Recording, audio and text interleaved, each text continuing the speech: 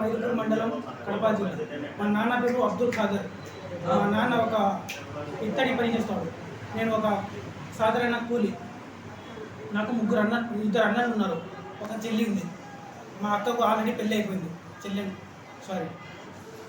మా అన్నకు ఒకరికి పెళ్ళి అయిపోయింది, ఒకడు ఖాళీగానే ఉన్నాడు, వాడు కూడా కోయిపోవడానికి ప్రయత్నిస్తున్నాడు అంతే. నాకు పోగటం బాప్పీర్ అనేవాడు ఏజెంట్. నాకు ఫోన్ నెంబర్ ద్వారా తెలిసింది. ఫోన్ నెంబర్ ద్వారా తెలిసినాక మరుసటి రోజు ఆయన దగ్గరికి కలవడానికి నేను మా దాయిది ఒకరు పోయినాక అక్కడ ఒక మాట చెప్పినాడు. ముందు ఇస్తారా మెహే అని చెప్పినాడు. ఇస్తారా అంటే ఒక చాయ్ గవా అని రియాద్ అని చెప్పినాడు. ఆడికి పోగానే మళ్ళీ మరుసటి రోజు ఒక మాట మార్చినాడు, మళ్ళీ మరుసటి రోజు ఒక మాట మార్చినాడు. అది లేదు ఇది లేదు అని మళ్ళీ అల్రాజీ బ్యాంక్ అని అన్నాడు. అల్రాజీ బ్యాంక్లో లేతే నీకు మీసాలు లేవంట అనేసి చెప్పినాడు. నేను సాధారణంగా ఎప్పుడు మీసాలు పెట్టుకోను.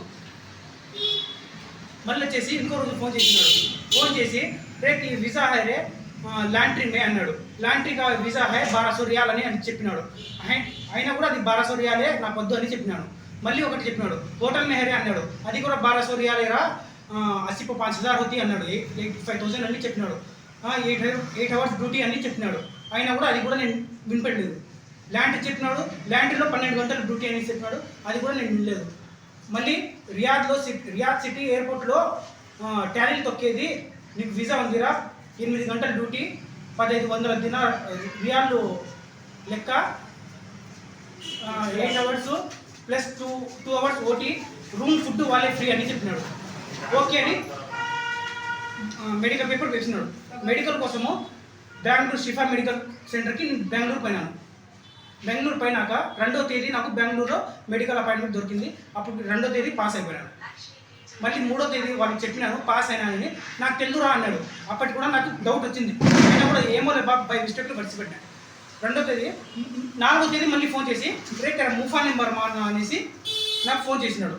ఓకేలే అనేది నేను ఒక ఫోటో ఒకటి పంపించినాను.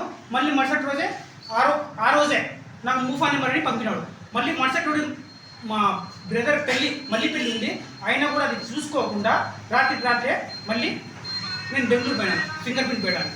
అప్పుడు ఫింగర్ ప్రింట్ వేసి వచ్చినాక 4 రోజుల తర్వాత వీసా అని ఒక పేపర్ పంపినాడు.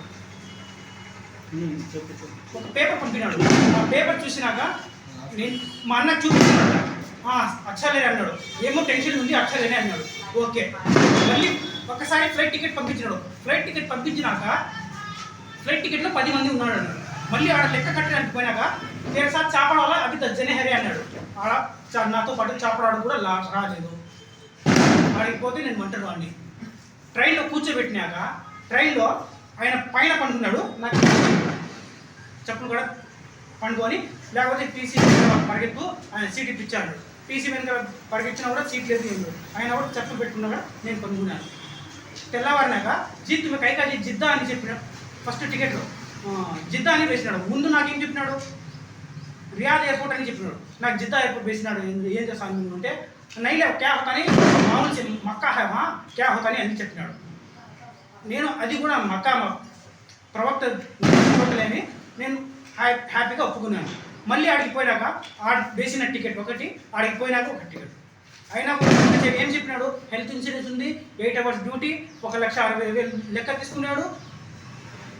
ఆడికి ఆఫీస్కి పోతే ఆ ఆఫీస్లో నాది ఏం లేదు. మళ్ళీ అక్కడ నుంచి వేరే వాడు వచ్చి బండ్లో పిలుచుకొని పోయినాడు. ఒక అగ్రిమెంట్ ఇచ్చినాడు. అగ్రిమెంట్ ఈ విధంగా ఉంది. నాకు చెప్పింది ఒకటి, ఆయన ఇచ్చింది ఒకటి. అది అరబీలో లేదు. ఆ అగ్రిమెంట్లో ఆ కఫిల్ సిగ్నేచర్ కూడా లేదు. నా సిగ్నేచర్ తీసుకొని నేను ఎట్లా చెప్తామో అదే చెప్పాలా మీరు అనేసి చెప్పినాడు. నాకు మా ఆంధ్రప్రదేశ్కి రావాలని నాకు మైండ్ తిరుగుతుంది. మా అన్న కాల్ చేసిన ఇట్లాంటి పరిస్థితి రాని. అయినా కూడా మా అన్న వచ్చేరాను అన్నాడు. అయినా కూడా నేను 1,60,000 బాకీ చేసుకున్నాను కాబట్టి అట్టి వెళ్ళిపోదాంలే అనుకున్నాను. మళ్ళీ మా అమ్మ ఫోన్ చేసింది. అప్పుడు ఫోన్ చేసినాక నేను తిరిగి మళ్ళీ అక్కడి నుంచి మా ఫ్రెండ్స్ ఎవరో ఒక ఫ్లైట్ టికెట్ బుక్ చేస్తే అక్కడ నుంచి ఎయిర్పోర్ట్కి వచ్చి రాత్రి 9:30 ఎయిర్పోర్ట్కి వచ్చి అక్కడ నుంచి ఫ్లైట్ ఎక్కి హైదరాబాద్ వచ్చినాక ఉదయం తెల్లారుజామున ఆదివారం 7 గంటలకు నేను గమనించేయను. ఇప్పుడు లెక్క అడిగితే నాకేం చేసుకుంటారు చేసుకోండి, నేను ₹1 లెక్క అయ్యాను, నాకేం సంబంధం లేదు, నేను ఆఫీసర్లు కట్టేసిన అన్నాడు. నేను తీర్పు ఆఫీస్కి పోయినాక ఈ విషయం తెలిసింది. ఆఫీస్లో పోతే ఈయన ఈ విధంగా చెప్పినా అంటే మాకు తెలియదు, మేము ఆయన అట్లే చెప్పినాము. వాళ్ళ వీసా కూడా జెన్యూనే. ఆయన కూడా ఈయన నాకు మాయా మాటలు చెప్పి తీసుకొని పోయినాడు. ఆమె ఎవరో మేము ఏదో ఒక చిన్న మాట అని అనుకుంటే కాబట్టి మా మీదకి రివర్స్ వస్తుంది. ఆమె ఎవరో నాకు తెలియదు. నాకు న్యాయం కావాలా, నా 1,60,000 నాకు కావాలా, లేకపోతే ఈరోజు లేకపోతే రేపు సాయంత్రం వల్ల నేను పెట్రోల్ వేసుకొని చచ్చిపోతాను. నేను అంతే, నేను డిమాండ్ చేస్తున్నాను.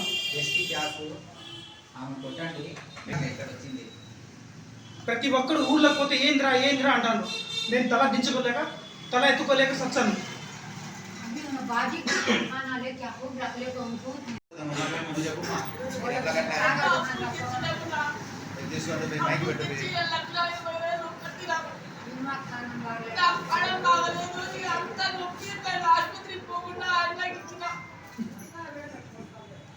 ఇప్పుడు ఏమంటానమ్మా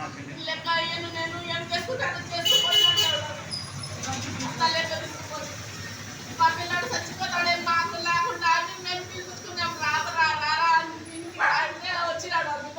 వాడు దొంగతనంతో పోయినాడు. లజ్జ కూడా అట్లు తింటాడు మళ్ళా.